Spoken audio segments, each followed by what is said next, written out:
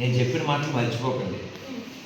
నేను ఈ దత్తపీఠానికి ఏం చేయగలను, నేను ఈ భారతదేశానికి ఏం చేయగలను, నా వంశానికి నేను ఏం చేయగలను, నా భాషకి నేను ఏం చేయగలను, నా గురువుకి నేను ఏం చేయగలను,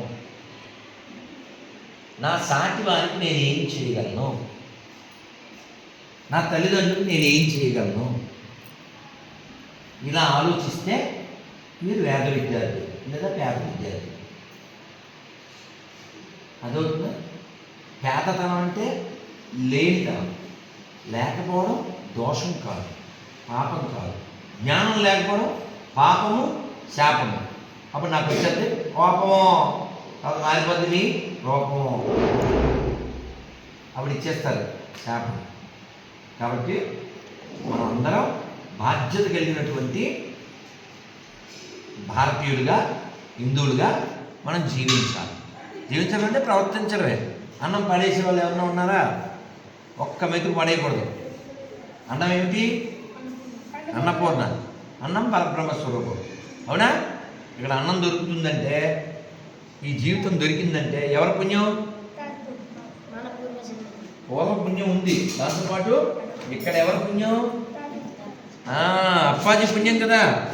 అప్పాజీ పుణ్యం ఆయన లేకపోతే అంతా శూన్యం.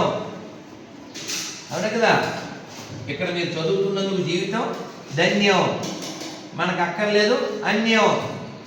అన్యం అంటే తెలుసుగా?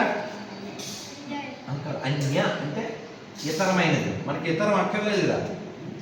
We want Datta, we don't want చెత్త.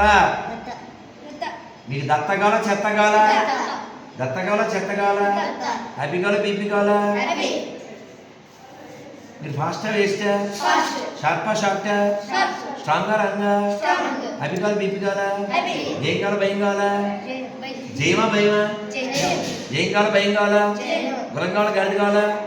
నంది కావాలా పంది కావాలా? బాధ కావాలా బాధ కావాలా? గంగ కావాలా దొంగ కావాలా?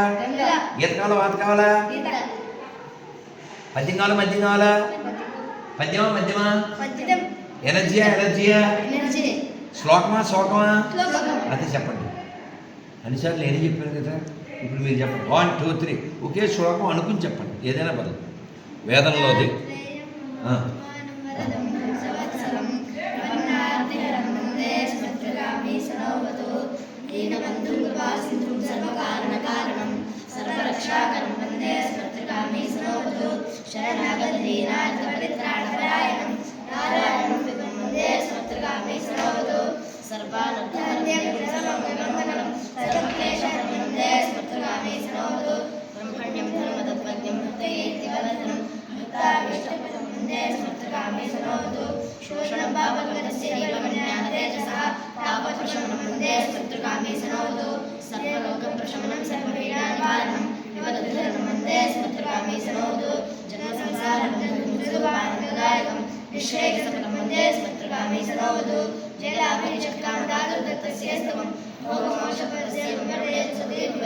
శ్రీ గణేశాయ నమః, శ్రీ సరస్వతి నమః, శ్రీ శ్రీ గురుదత్తాత్రేయాయ నమః. జై గురుదత్త, జై గురుదత్త, జై గురుదత్త, జై గురుదత్త, జై గురుదత్త, జై గురుదత్త. శ్రీ జయలక్ష్మీ మాతాకి జై. అనగా దత్తాత్రేయ భగవానికి జై. యతి మహర్షికి జై. జ్ఞానసూయామాయకి జై. పరమ పూజ్య శ్రీ గణపతి సచ్చిదానంద స్వామిజీ మహారాజ్కి జై. శ్రీ బాలాస్వామికి నమః పార్వతీపతే హర హర మహాదేవ. హరే కృష్ణ. నాన్న టైం ఏంది రావాలి.